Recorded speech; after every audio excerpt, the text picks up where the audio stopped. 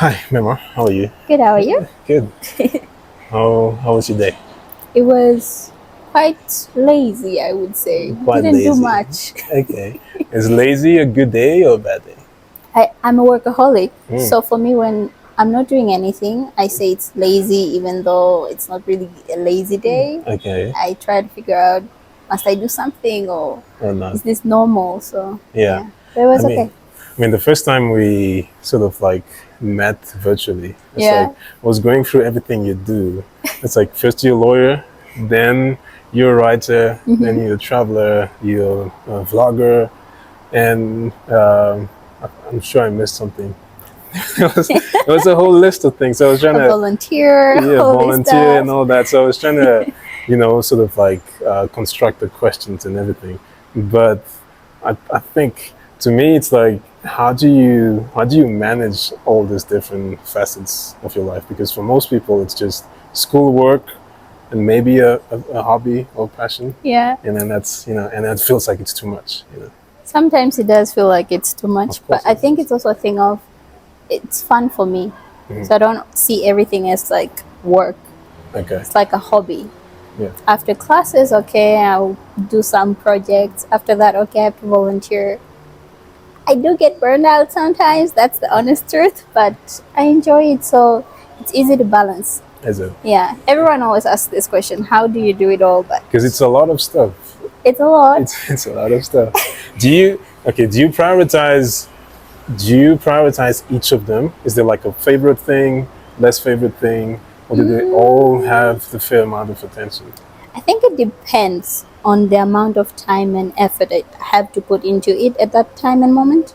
But most of the time, everything is just like a 50-50 balance. To Really? say. Yes, because you need to do good in school. And Yeah. also, if you're going to volunteer, you need to give it your whole. You can't just like half it. Yeah. You have to give it your full and be present. So Yeah.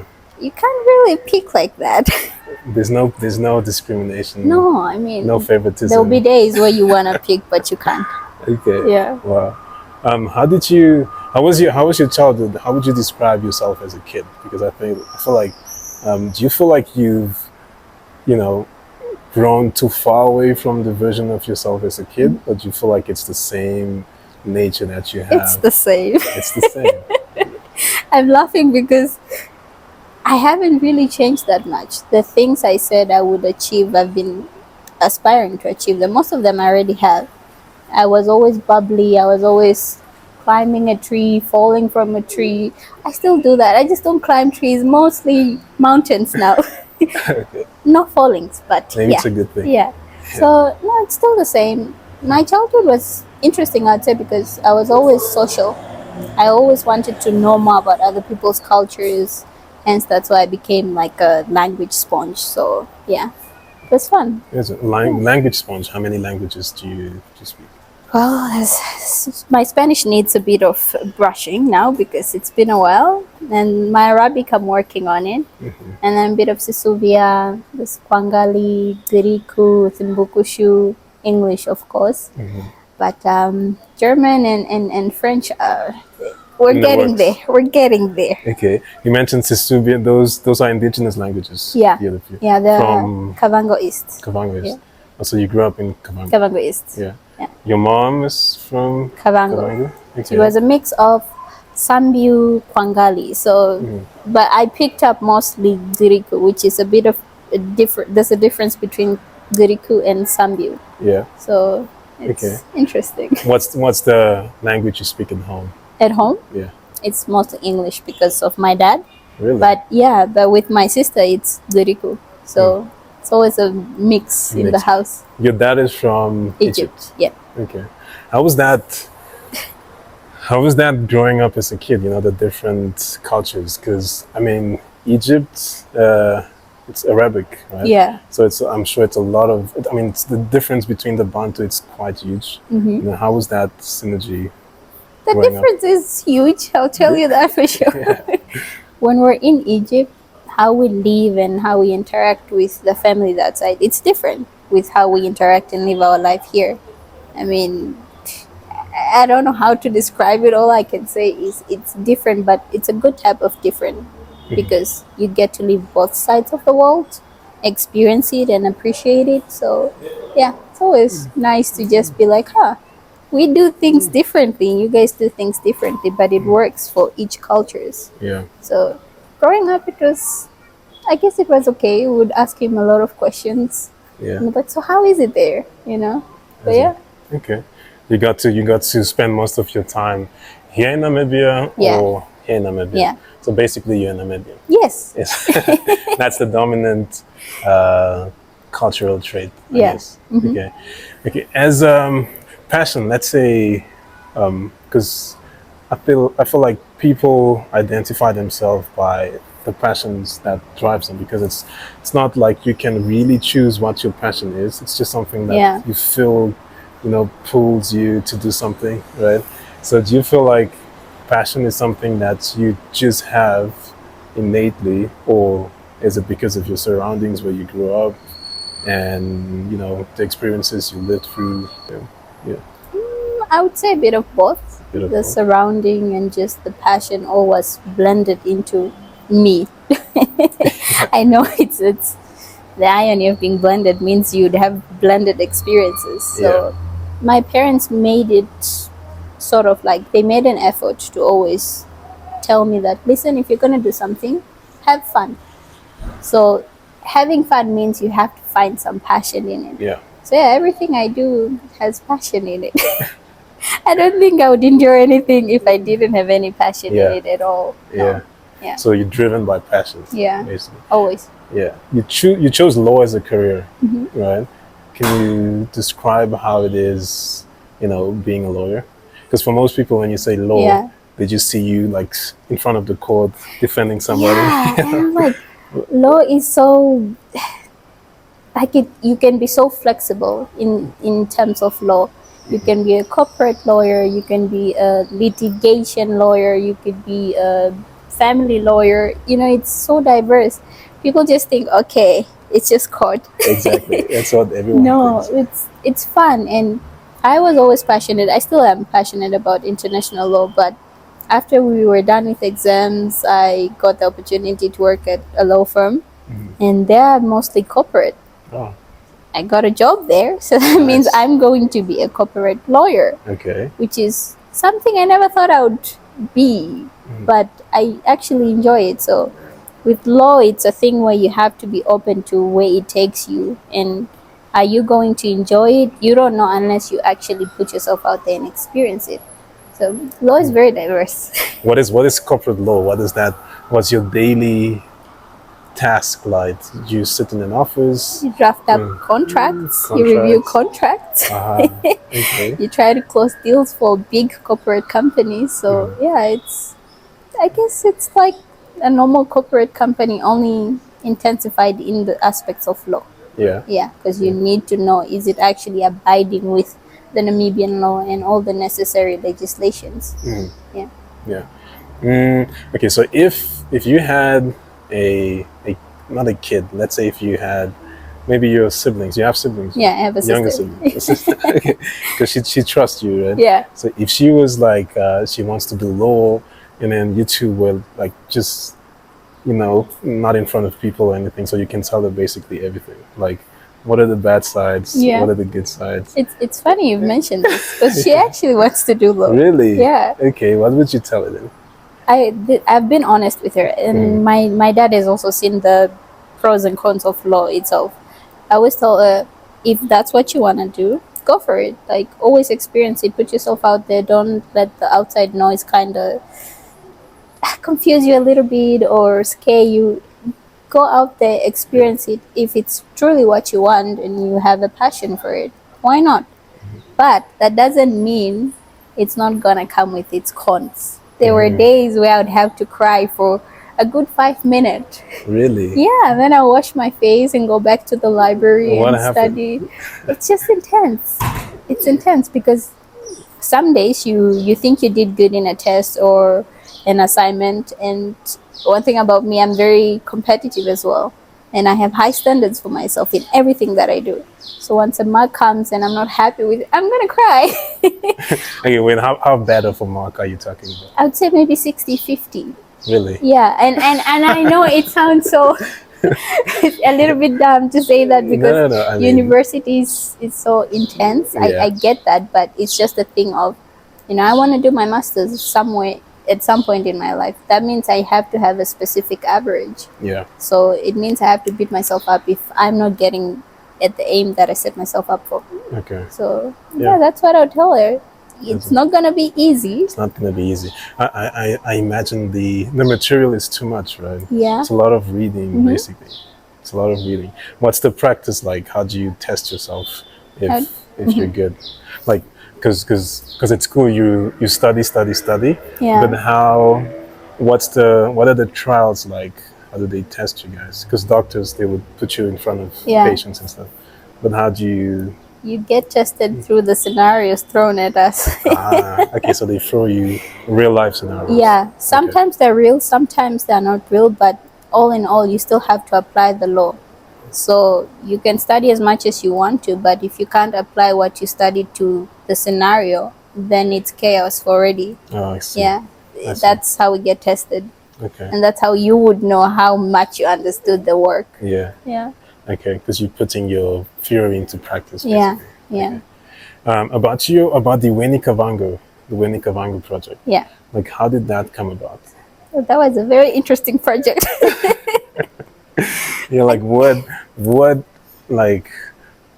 what triggered you to start it? What was the motivation or passion? I'll give most of the credits to my parents for sure. I watched a lot of true documentaries.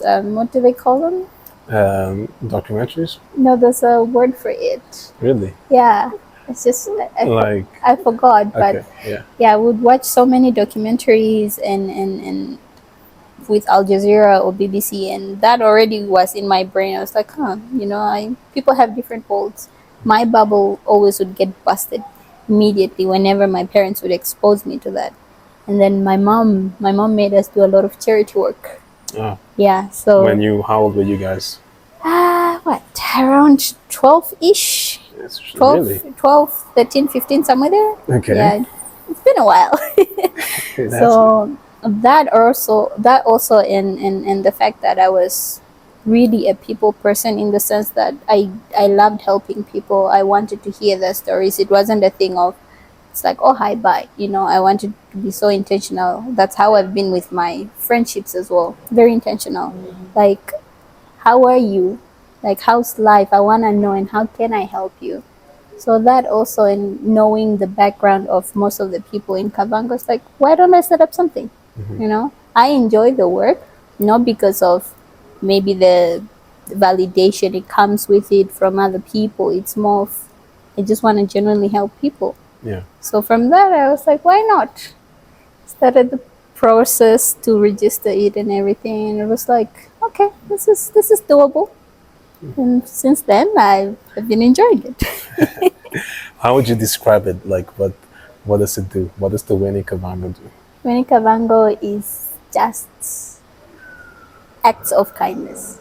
I think that's the best way I can describe it. Acts of kindness, because you need kindness everywhere you go. Someone might be going through a bad day or just a rough process in their life, but one act of kindness can actually change them. Even if it's for a second, for a minute, or for an hour, but it's just good to have a bit of joy. Yeah. Yeah. How do people get joy? Because obviously, when in life, right? So there's work, there's most of the stuff are like pressure, stress. Yeah. So it's not uncommon to not feel not happy, right? Yeah. And so that's all. Mostly trying to feel happy is like an intentional thing that you need to sort of like not force yourself to do it, but you need to be intentional in like actually minimizing all the bad stuff that keeps coming in. Yeah. And what's your strategy like, or what works for you? Might sound cliche, but for me, it's faith. Yeah.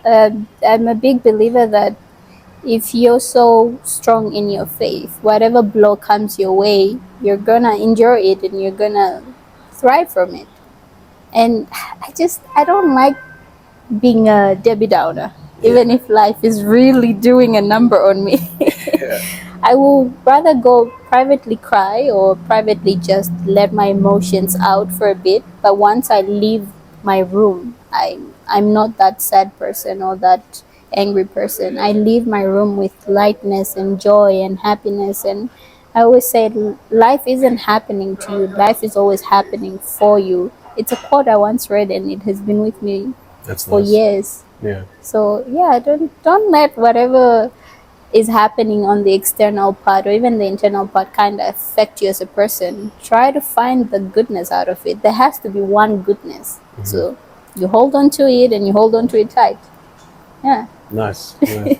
Life is happening for you. I Yeah. think it makes sense because a lot of times something might appear to be bad, but it's actually good for you in the long run. Yeah. Like if you have a kid, the kid wants to cross the road and you pull her back, she's crying and all You that. know? But it's bad in her perspective, but it's a good thing for her. Exactly. Right? So Yeah.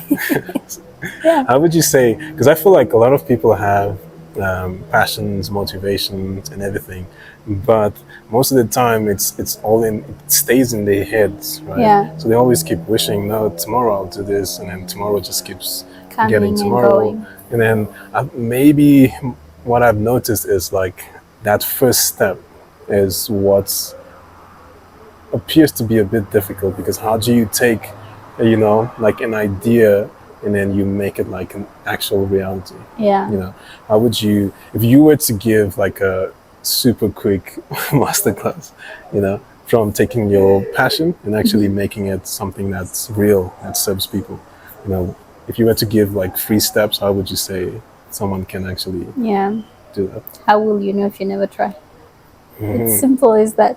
So just try. Yeah. Okay. It might not turn out perfect, but perfection isn't fun anyway. So how will you know if you never try? You actually have to put yourself out there and try it. If you fail, fine, you pick yourself up and then you try again. But try so that you see where it can lead you rather than you just in your head. You might actually have amazing ideas, but Yeah. you're not putting them out there. So how will the rest of us know how amazing it is? So try.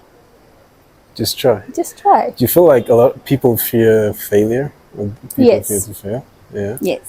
It's- I too fear failure sometimes, Yeah. but sometimes I have to give myself a pep talk and be like, failure doesn't define you. If anything, failure helps you grow.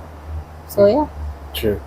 There's a weird thing. It's like, especially when you're in high school and primary school to high school, and you're an A grade student. I've noticed it's like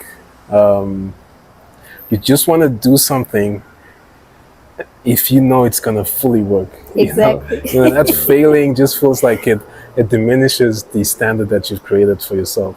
Yeah. But it's weird that most of the people that do things, all they do is they just try. They try, it fails. They fail probably like 80% of the time. Yeah. 20% it's it works because the more you fail, the more you see what didn't work, and then you try and improve on Yeah. it. So trial and error. Trial and error. In fact, that's the entire process of being human on this earth. It's trial and error. You try, there's an error, you learn from it, you improve, you grow. So yeah. So would you say and try and fail as much as possible? As much as possible. Yeah. It's okay to be scared, but Yeah. don't let that fear kind of paralyze you into not doing it. Because at the end of the day, you really won't know if you won't try. Exactly. Yeah. Exactly. So Yeah. Okay. that's what I would say. Yeah. You are a writer as well. Yeah. You have a lot of hobbies. You write. I write. You like traveling, adventures, I guess. Yeah, And you paint. I do. You paint. I paint, but not a lot of Not a people lot. get to Okay, see so it. basically creative. It's funny, like the way how do you blend law? Do you feel like law is creative, or that's just a different zone you get into when you? It is creative in a way. It is. I mean, it's just how you connect it to art and life itself. The previous day I was reading the Amna's book, and it was so creative the way they set the tone in the beginning. It goes something like when you're drafting up an affidavit. It's like writing a love letter. Really? Yes, They because say that in law. I was surprised, but I was so fascinated that they wrote such things. It's very poetic, Yeah, and I it love is. poetry, so I'm already like, okay, Like, tell me what's more. going on here? Yeah. Like, yeah, it's like writing a love letter because both are so personal, you know. So I was like, this is interesting. So for me, law, it's a thing where how can I connect it to real life events, and how can I, no, I wouldn't say romanticize it, but how can I make it in a way that when I look at it, I'm fascinated and I'm intrigued and I'm so curious. I want to know more. It's like a puzzle. So yeah, Wow. but that's just me. Yeah. No, I mean, perspective is like Yeah. however you view something, that's your perspective. Yeah. Right? That's how you live. Yeah, Basically. exactly. Yeah. I was gonna ask about what you write about. Where does the inspiration come from? Life in general. Like, in general. I know that's so broad of an answer, Uh-huh. but I can't exactly narrow it to one thing. I think you've read most of I my have. pieces. Yeah. Some you'd see, okay, this is about grief, this is about heartbreak, this is about seeing life with different eyes, this is about trying to be something new, something different from the old. So life in general. And most of the times people think I'm just writing about my own experiences, but I'm actually not. Yeah. It's from things I've read, the music or the poetry I've listened to, because sometimes I listen to podcasts. Sometimes it could be just the people around me when I listen so much. So when I'm listening, I am like, I'll think about something, maybe someone said at me at that point of time, and I will just come up with words, and then I play with words, and then a piece is created. Yeah. So yeah. Oh, nice. So life in general. Life in general. Because some of your writings are a little bit, I mean, most of them are more poetic, So do you try and, my experience with poems is, my experience with metaphors, especially when I started writing them, it's more like, most people would just speak clearly, like they would say A is equal to A, B is equal to B, but it's almost like this proclivity to hide things. But you feel like you're trying to make it a bit more mysterious, so it's just not like, this is what I'm trying to say. I definitely try to make it more mysterious. I've noticed that. I use really big words. Yeah. But that's the beauty of like metaphors. It's like, it can mean a million things. Exactly. But it could also mean so many different things. Yeah. I don't like to put things in just one box. One box, true. So when I'm using these metaphors, in my mind, I'm like, okay, there could be 3 readers. The first reader might actually get the point from my point of view, but the other 2 readers could take it on a different type of point of view that I've already explored as well. Yeah. So it's a thing of, let me give you also options. Let me give it to you, interpret it as you would like to, and then that's it. Yeah. It's a clear path. In poetry. It's like a journey, You're on a journey. It's not the pages of the book. Yeah. You travel a lot, right? I do. What was the most interesting, okay, let's say, what was the most interesting site you visited? The one at Victoria Falls. Victoria I have to be honest. Really? Yeah. Alright, okay. I was a solo trip. I had to go through Botswana, then Zambia, then that's when I went to Zimbabwe. So it was quite the journey, I have to say, and alone. Alone. So yeah, Victoria Falls. I think I learned more there than I've ever learned anywhere else. Maybe I'm yet to experience these other places, but currently it was Zimbabwe, which is Victoria Falls. That's where I was for a while, for a few days. The people there were so kind. Really? So kind, and the environment, the feeling of just the place I was at was very calming. I enjoyed that. I felt like I could walk anywhere, do whatever I want to, of course with caution, because you can't just be in a bubble when you're in a foreign country. True. Yeah, but I didn't feel scared at all. At some point I was just roaming around, talking to the locals, eating the local food, as though I belonged, but I didn't. I ended up even having a painting session, a free painting session with an artist. Yeah, Mr. Lewis. How did that happen? I was looking at souvenirs for my friends. I and that person. If I travel, I have to bring souvenirs. For all your friends? Yes, at least the ones that are close. Lucky ones, right? Yeah. So I did that. I was strolling around looking at the art, and they're very creative people. I noticed that everywhere I went there was art, whether it was through sculpture art or just painting or sketching. That's in Zambia, I guess. No, Zimbabwe. Yeah, so I was like, okay, everyone's so creative here. And then I said, okay, I haven't explored this part. So I decided to walk. And as I was walking, I saw an old man painting. And he was painting a beautiful canvas of elephants.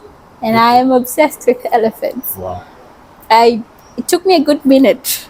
I looked at him with intensity and I was like, that's so cool. Me being me, I walked up to him and I was like, hi, how are you? And he was like, no, I'm good. How are you? I was like, I'm good. Like, I really love your work. Like, that is the best painting I've seen in a while. So that's how we started talking. And he asked, oh, do you do art too? I was like, yeah, but I haven't done it in a while. It's like, you know what? This is the only offer I'll ever give to anyone. I think it's because I like you as a human being. I don't know where that came from, but yeah. Come tomorrow and then let's paint. And then the painting will be yours. Really? Yeah. Okay. And then you went tomorrow? The next day I went. We started painting. He was working on his, I was working on mine. First, he allowed me to go through his books to pick sort of like an inspiration. And I saw the elephants. There were 3. The third one is not so visible unless you really look close to it. Yeah. So it's like, okay, I want to do this. It's like, okay, cool.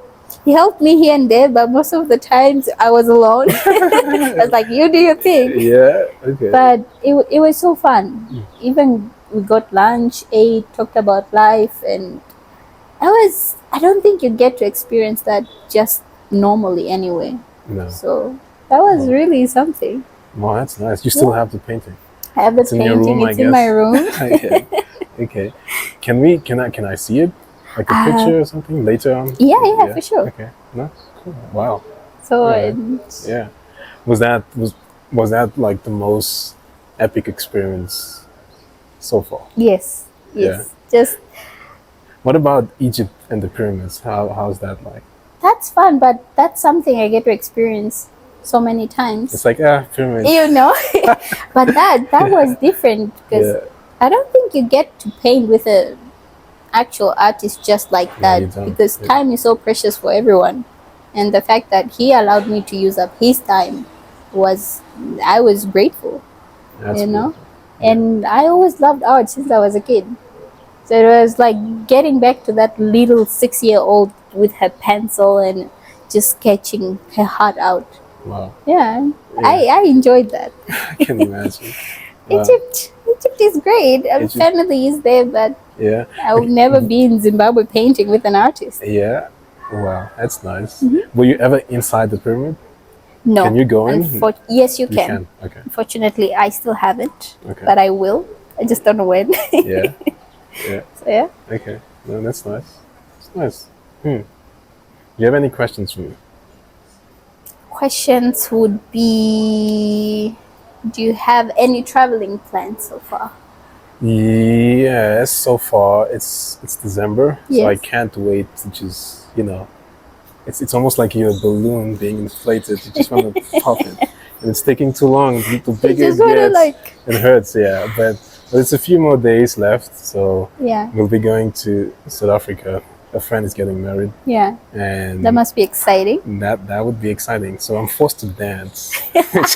Are you a good dancer? Nope. Not at all. I feel like I'm the weirdest. So I'm mostly not, like, my kinetic skills just do not apply. I think most of the stuff I do does not require me to.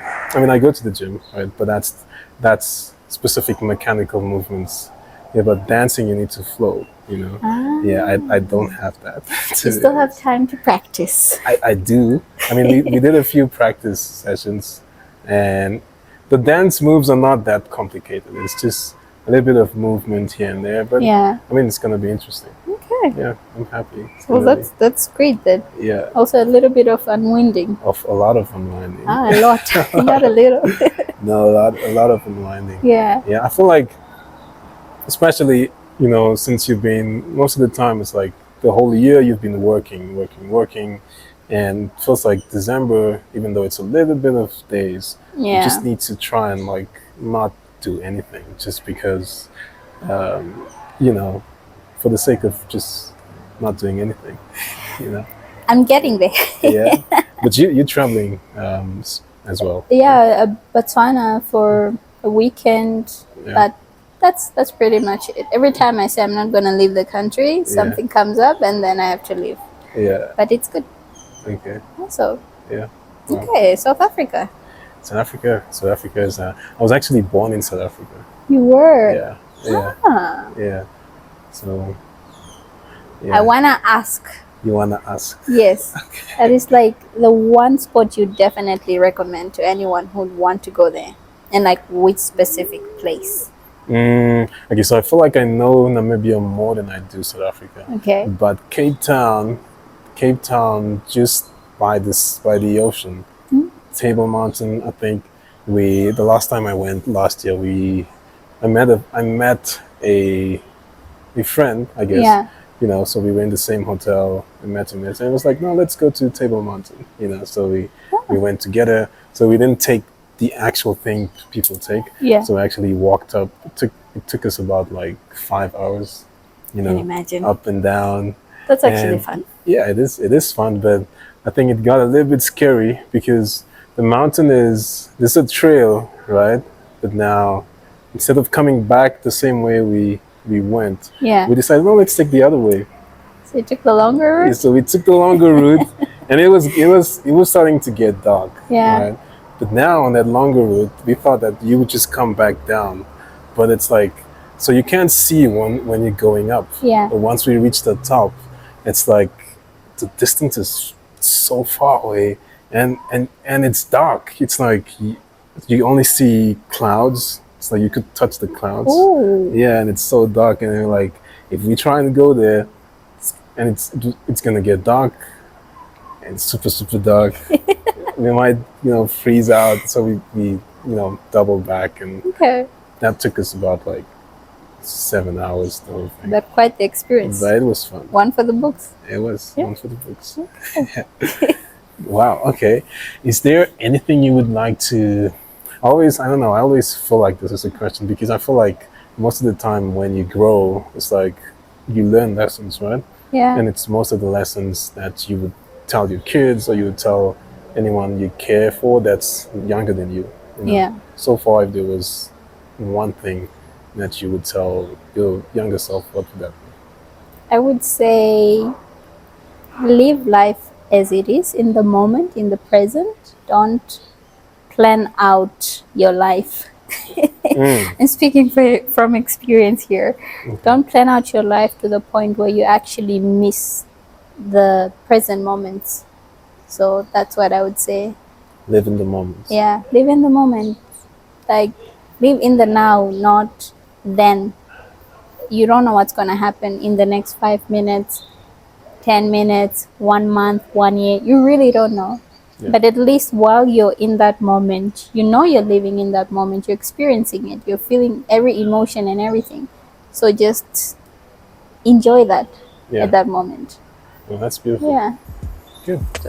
Thanks for being here. Thank you for having me. Talking to you.